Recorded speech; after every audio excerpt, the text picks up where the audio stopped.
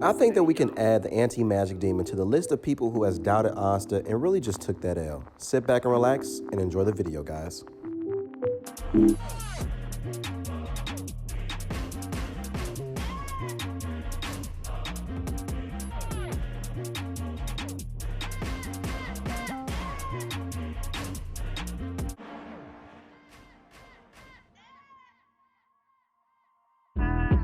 Hey guys, welcome back to the channel. This is your boy Anime Manga Reviews, and today I got Black Clover chapter 269 just rolled out for you guys. You know, I got it from the plug, I got it from Yuki Tabata, got it from Miss Stash, got it from the Trap House of Shonen Jump. And let me just tell y'all straightforward. Now, will I say this chapter was a 10 out of 10? No, I won't. Now, is it the fact that this chapter is bad? Absolutely not. This chapter was really great. However, it did drop a very important clue, and really going to get into that later. But if I could just name this chapter anything, it's definitely going to be the anti-magic demon truly just takes that L. The chapter opens up with the anti-magic demon and Asta. They're facing off against each other, picking off last week. And I know for those of you who've just been wondering if the anti-magic demon was sort of like explaining that flashback to Asta, no, he wasn't. Like, this was something that all took place in the anti-magic demon's head. This is something that Asta does not really just know anything about. However, when the chapter really just opens up, Asta says, he's like, look, I can read his ki. And that's very important because Asta is almost like he's getting his like Jean Grey on. Like, he's reading the mind like Professor Xavier. He's reading the anti-magic demon's ki, and he can see he has hate, rage, and sorrow. And our boy Asta, instead of just taking, the rage aspect that says, look, if you're going to be mad with me, then I'm going to be mad with you. Asta just pretty much just lets him know straightforward. He's like, look, I'm going to just beat it out of you. And that is when our boy Asta, like, he gets a fisticuffs on. Like, he throws them hands. And the anti-magic demon, the first time he gets punched by Asta, he looks just like so surprised. And that was actually pretty funny when I was just reading this chapter. The anti-magic demon, my whole thing is this. You know who Asta is. You know this dude doesn't give up. You know the type of grit and determination that he has. How are you going to doubt our boy Asta after everything that they both have been through? Like, the anti-magic demon literally has a front row view to everything that Asta has experienced so far, after Asta had got the grimoire. But at the same time, the anti-magic demon, because he's so blinded by hate, rage, and sorrow, he's doubting our boy Asta. And throughout the course of this fight, I believe it's being narrated by Noct, because Noct is just having like the first person view, and he kind of like gives a good narration over the whole entire fight. And the one thing that Noct just points out is that he's like smiling because he knows for a fact that our boy Asta is going to just wrap this thing up nice and tight. But the anti-magic demon, he's got some tricks up his sleeve. He says it's to Asta. He's like, there's no way that this kid who has no magic with one arm is going to beat me.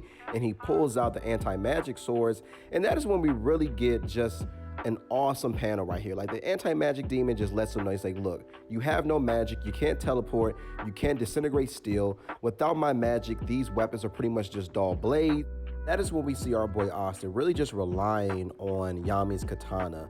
And that's really important just in this chapter because it's just a callback to what Asta has been through just personally, apart from the anti-magic demon, meaning all the training that he has had so far with different teachers and whatnot. And it's just so cool to see that Asta, the reason why he's doing all this is, of course, to protect the world, of course, to make the world a better place, to be Wizard King. But at the same time, he has the goal to rescue Yami. That's something that Asta really feels like that he just has failed at. And that's the one thing that he's not going to let anything stop him, even if it's the anti-magic demon. I mean, and our boy Asta is using this katana with just pure skill.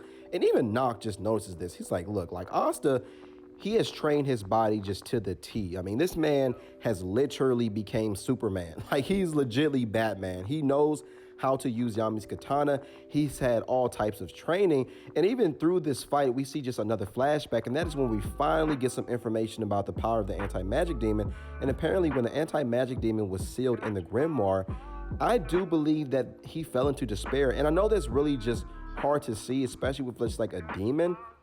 However, at the same time, we just have to look at this in terms of, okay, these demons are beings just like the elves and just like the humans, and they have emotions as well. Just because most of them are pure evil, it doesn't mean that all of them are. And certainly the anti-magic demon has a conscience. He has some type of emotional feelings. He isn't just like a psychopath.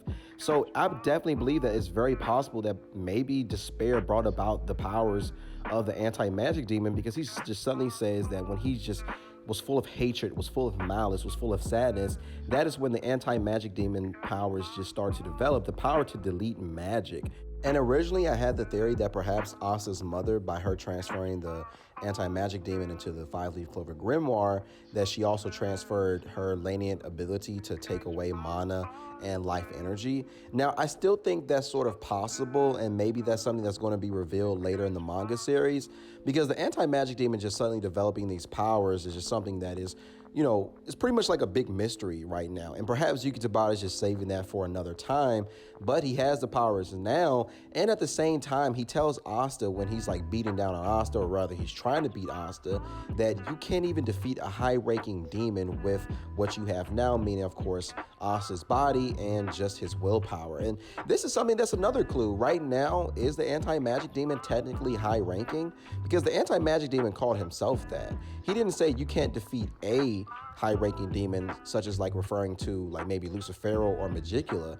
He seemed as though he was talking about himself. So it's pretty awesome. I mean, the anti-magic demon just climbed the ranks like just like that, like just by developing his powers. And maybe this is the way that demons just develop their power. Maybe this is just how it is. But if we actually just stop to think about it, that is actually how humans in the Black Clover universe also develop their powers as well.